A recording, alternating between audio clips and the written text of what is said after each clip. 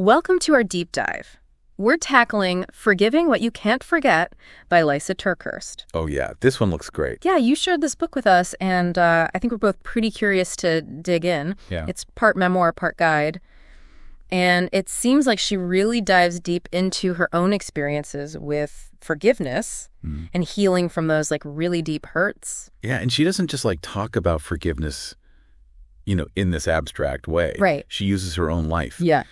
Especially, the infidelity that she experienced in her marriage. Yeah. To really make these concepts relatable. Right. And she talks about this idea of a marked moment, that point where the hurt was so deep it divided your life into a before and after. Yeah. Do you have a marked moment like that?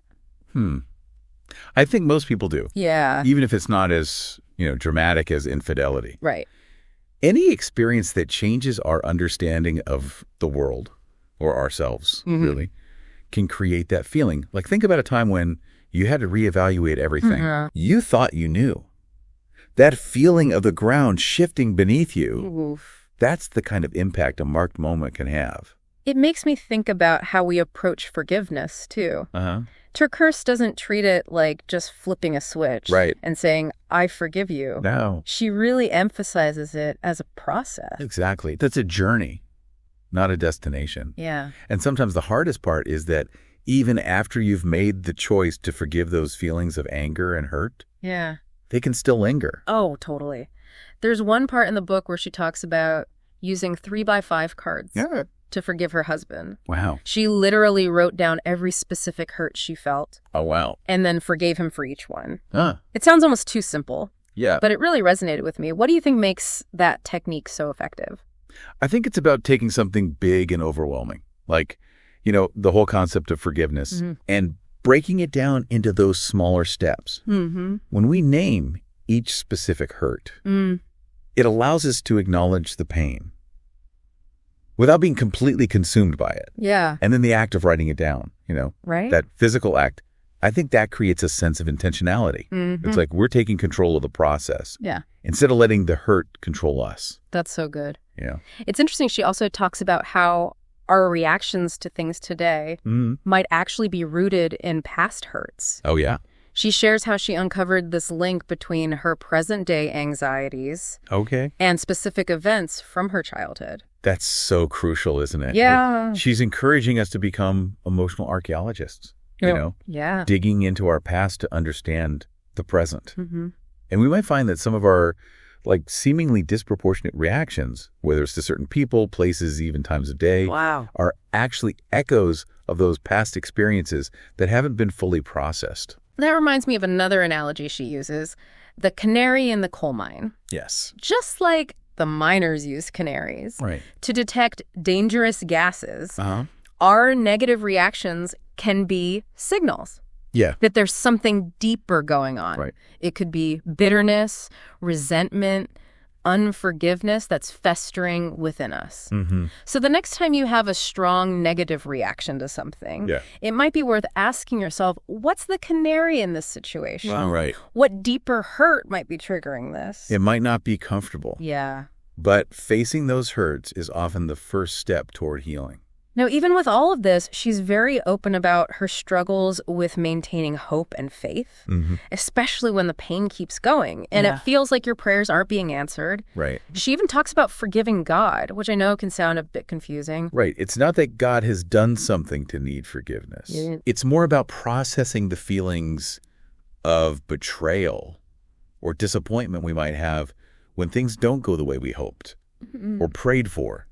It's like recognizing that even in our anger or confusion, God is still there. Yeah. And he is still good. She ties this back to the story of Adam and Eve. Yeah. And how choosing to know good and evil ultimately led to a distorted view of God's goodness.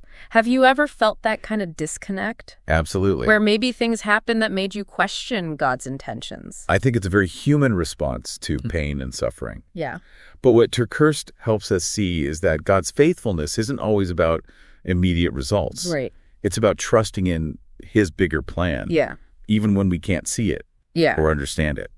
That's a really important distinction. Yeah. And speaking of navigating difficult situations, TerKeurst also has a lot to say about setting boundaries. Yes. Especially when it comes to dealing with loved ones who are making unhealthy choices. Yeah. Yeah, she stresses the importance of distinguishing between boundaries and walls. Okay. Boundaries are about protecting ourselves, while walls are about shutting people out completely. Yeah. And that can be a really tough balance. Right. Especially when it comes to people we care about. She tells a story about losing her composure and actually ripping up documents during a particularly stressful interaction. Wow. It shows how even someone who writes about forgiveness can still struggle with setting and maintaining those boundaries in the heat of the moment. It's a good reminder that we're all human. Yeah. And forgiveness, like setting boundaries, is a process, not a perfect performance. We're going to make mistakes. Right.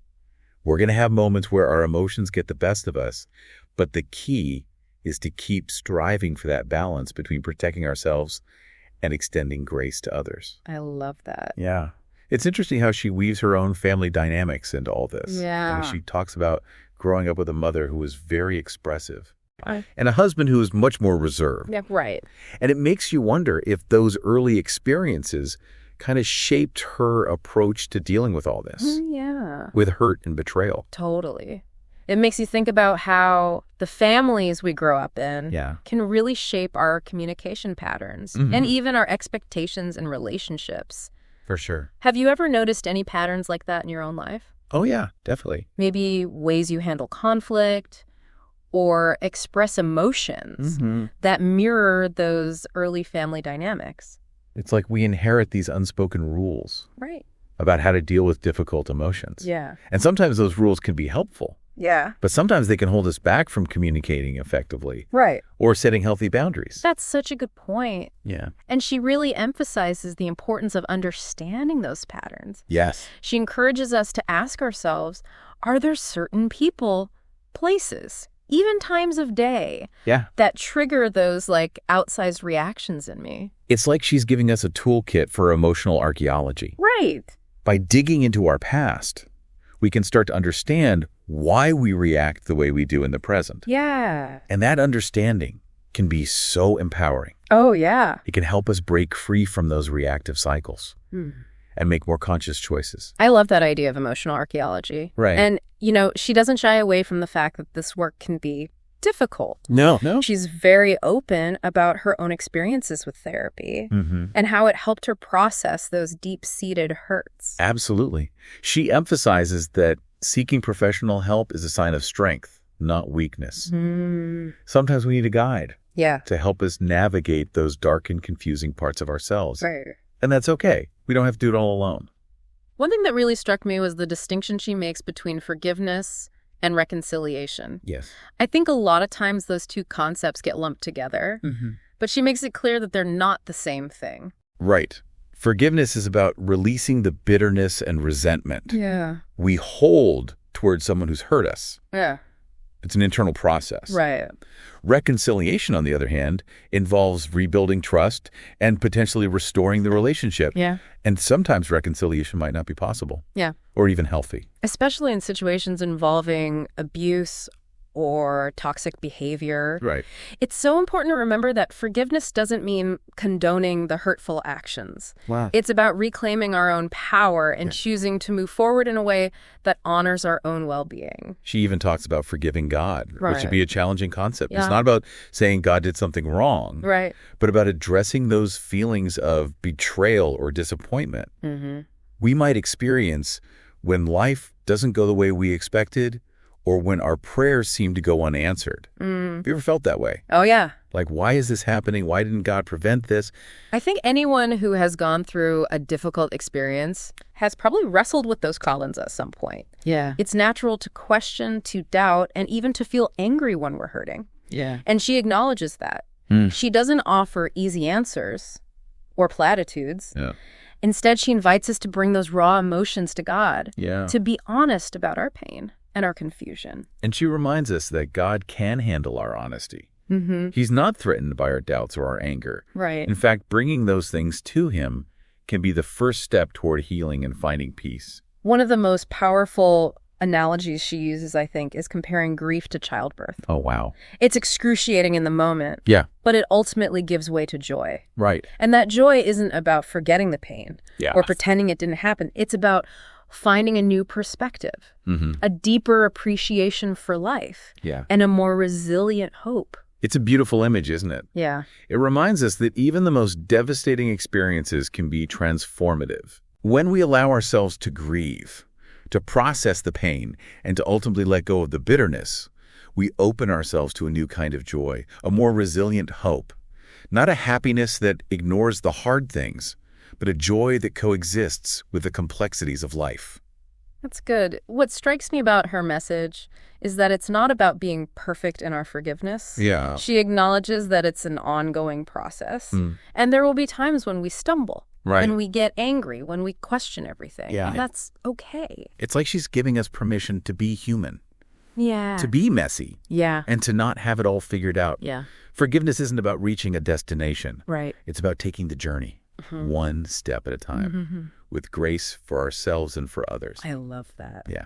It's easy to focus on the big betrayals, those huge moments that just rock our world. Right. But she also points out how those smaller everyday hurts can be just as damaging if we let them fester. Those little resentments, the grudges we hold on to, even those passive-aggressive comments. Sometimes we make, it's like death by 1,000 paper cuts. It is. We might dismiss them as no big deal. Right. But those little things, they can accumulate. They do. And poison our hearts just as surely as any major betrayal. It's like slowly chipping away at the foundation of our own peace and happiness. Yeah, and that brings us back to this idea of personal responsibility. We can't always control what other people do or say. Right. But we can control how we respond. Right. We have a choice. Right. In how we react, how we interpret the situation. Yeah. And ultimately how we let it affect us. She talks about choosing to focus on the good. Yes. Finding those glimmers of gratitude, even in the midst of challenging circumstances. It doesn't mean ignoring the negative. Right. Or pretending it doesn't exist. It's about consciously shifting our perspective, choosing to see the light instead of getting consumed by the darkness. What do you think? Is that something you actively try to do? Oh, for sure. Yeah. I think it's something we all struggle with, finding that balance. Right. It's so easy to get caught up in what's wrong, what's frustrating, what's unfair. But I love how she challenges us to reframe our thoughts. Instead of dwelling on the problem, ask yourself, is there another way to look at this? Yeah. Can I find something positive or constructive in this situation? I love that. That reframing is so powerful. It's not about denying reality. It's about choosing a more empowering lens through which to view it. Yeah. And it ties into her discussion of faith as well. She emphasizes that trusting God doesn't mean life will be a cakewalk or that we'll always understand his plan. Right. It's more about that deep down belief that even in the midst of our struggles, even when we feel completely lost and confused, God is still there. He's still working, even if we can't see it. She talks about finding comfort in prayer, knowing that we can bring all of it to God. Yeah. The pain, the doubts, the fears, the anger, everything. And he can handle it. Yeah. In fact, sometimes it's in those raw, honest conversations with God that we find the most healing. That's a really important reminder, especially when we're struggling with forgiveness. It's not just about our relationship with the person who hurt us. Right. It's also about our relationship with ourselves and with God. She also emphasizes the importance of community. Yeah. Having those people in our lives who can support us, encourage us, remind us of truth when we're struggling to see it ourselves. She shares stories about her own friends, who walked alongside her during her darkest moments. Yeah. Those who offered a listening ear, a shoulder to cry on, and practical help when she needed it most. It's a powerful reminder that we weren't meant to do life alone, especially when we're hurting. Yeah. And that's what I find so compelling about her message. It's a message of hope, of healing, and of the transformative power of forgiveness. It speaks to that deep longing we all have for peace, for wholeness, and for connection. And it challenges us to examine our own hearts, to let go of the things that are holding us back, and to choose a path of forgiveness, not because it's easy, but because it's the path that leads to freedom. That's beautiful. And as we wrap up our deep dive into forgiving what you can't forget, I keep coming back to that quote she shares. Oh, yeah. Which one?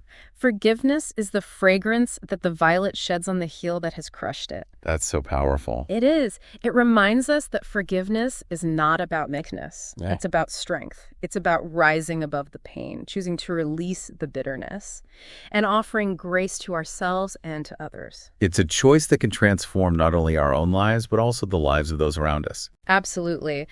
And as you go about your day, we encourage you to reflect on this journey of forgiveness. Yeah. Where might it be needed in your own life?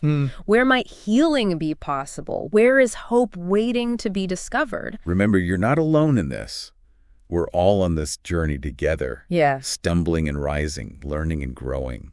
Thank you for joining us for this deep dive. Yes. We hope it's given you some food for thought, some encouragement, and maybe even a little bit of hope. Keep diving deep. Yes. There's always more to discover.